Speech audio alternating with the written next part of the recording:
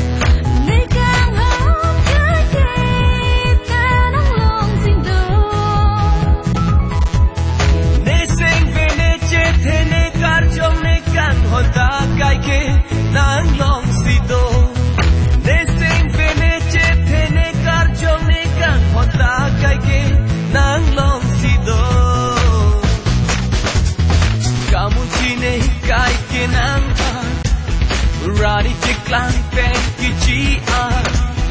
sing we abasan arlo a nang si do ver lo non tu a la pu na kang ho tu na ti long ji ne a ho ke na kang ho nang hem ma ne pe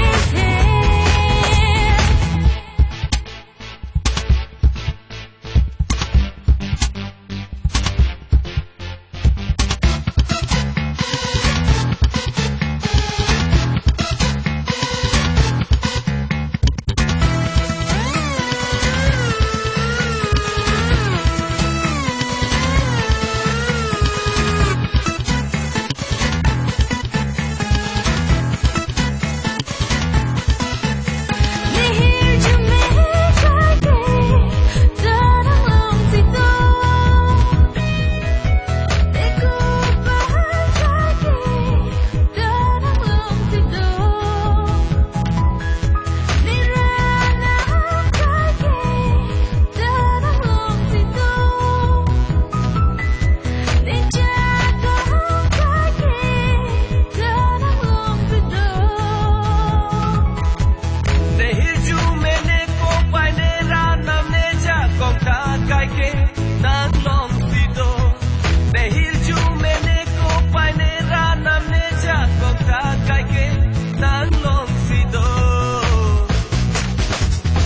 Kamu cine